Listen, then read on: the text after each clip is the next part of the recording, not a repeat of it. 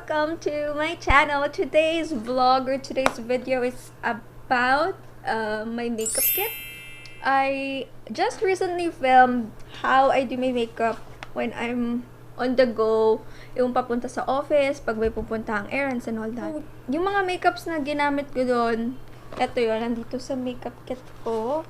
Itong makeup kit ko pala, ibigay ito nung ka-work ko for Christmas. And perfect siya kasi dami niya na ilalagay. So, ito yung laman. Yan. So, yung mga laman yan, parang enough na to for me for an everyday look. Kompleto na to lahat kasi on the way or nasa biyahe ako nagme-makeup. So, let's start with the base. Kung di quick effects ang gamit ko is yung blur stick ni Caroline. Blur stick ni Caroline. Ito siya.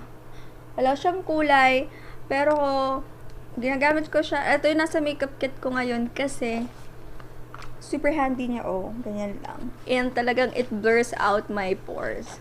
So, yon. I believe it only retails for 198. Basta 200 lang. And then, dahil may spot ako dito na kailangan i-conceal, may color corrector ako, LA Girl Pro Concealer. Tapos, ang gamit kong concealer, paubos na nga siya. Talagang naganda siya for me. Is the Fit Me Concealer in Medium.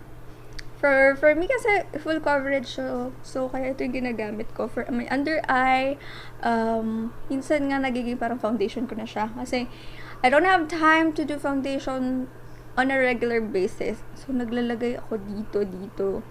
Yan. So, parang minsan yung foundation ko.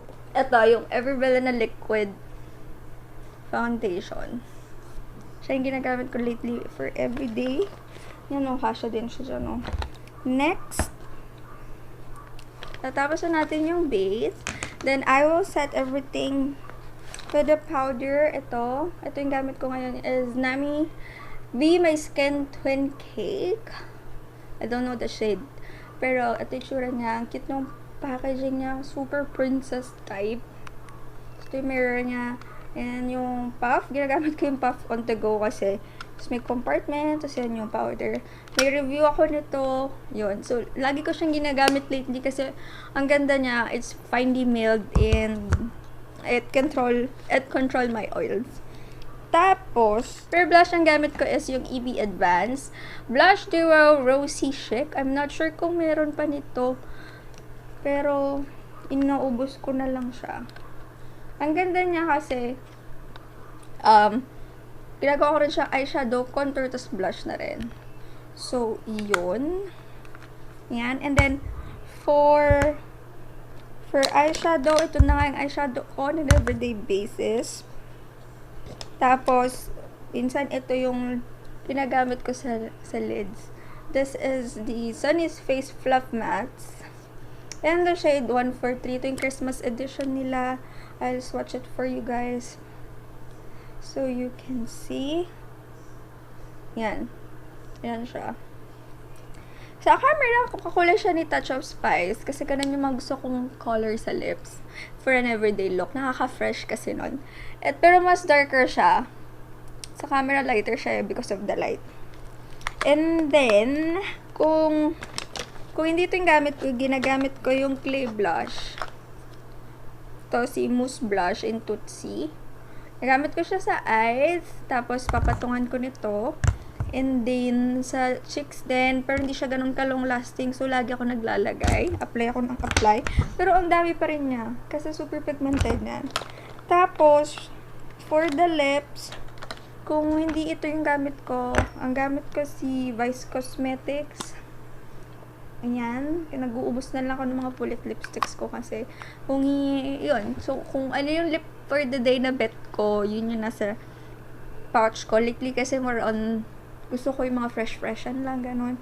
So, ang laman ng lipsticks ng KK kit ko is more of everyday type of lipsticks. Pero, pag gusto ko magmaldita that day, a red lipstick is a must on my KK kit. Yun. So, for now, dahil nag-uubos nga ako ng mga old stocks kong makeup, Ang kasama ko ngayon is yung Tony Tint na lip tint kasi super dark nito. So, pwede na rin siyang, mukha siyang lipstick kasi pag in-apply mo sa buong labi mo. Ayan, super dark niya, oh. Diba? Tapos, minsan, pag bet ko na parang nilalamig look lang, ito yung ginawa ko dun sa video ko. Ito, all over the lids, tapos, all over the lips, tapos, binoblock ko siya, and then sa gitna is yung eto, yan. Bet na bet ko kasi yung ganun eh. Parang nakakain lang ng dugo. Gano'n. Oh, for kilay, I forgot. Ang kilay na pang-kilay na ginagamit ko is yung Caroline Best Brow Liner. Kasi may pulley siya sa likod. Yan. And then, the color is very perfect pag nagmamadali ka. Kasi, di siya halata pag nagkamali ka. Ito siya. Yan. Tama-tama lang siya sa mga darker hair. Hindi siya super harsh sa kilay. And, yun. And, may isa pa pala akong concealer. It's the Sun Concealer. Minsan, LA Girl to. Depende na lang kung anong bag yung gamit ko. Kailangan ko talaga kasi ng concealer. Ang dami kong i-conceal sa face ko, no? Hindi kasi ako ma-foundation everyday. Pag nagmamadali ako, usually concealer lang. So, ganito itsura niya. I have 2 backups of this. This is a shade beige kasi super favorite ko talaga yung concealer na to. High definition concealer sa Sunshine. Madalas tong sale. So, grab as many as you can. For highlight, I have the e.l.f. Pinktastic. It's a baked blush. Swatch din natin siya. Ganito itsura niya. Tagal na to sa akin, pero parang di siya nababawasan, I swear. So, ito yung swatch. Yan. Ginagamit ko rin siyang eyeshadow in the middle of yung sa inner corner, sa middle of the lids, ganun. So, hindi ako nagdadala eyeshadow palette. Medyo guilty ako dun. Kasi, ang liit lang ng makeup pouch ko. Next is, of course, kailangan ko ng mas, curl lash. Kasi, as for me, to keep my eyes away, kailangan talagang curled yung lashes ko. Minsan, I don't have the time to put eyeshadow or to blend it. All I do is just curl my lashes, put some mascara, and then lip and cheek tint. Okay na ako doon. Pero dahil nga mayroon akong discoloration dito, talaga nagko-concealer na ako lately. Tapos, I have 3 items pa. 1, yung mascara ko for everyday is Total Temptation.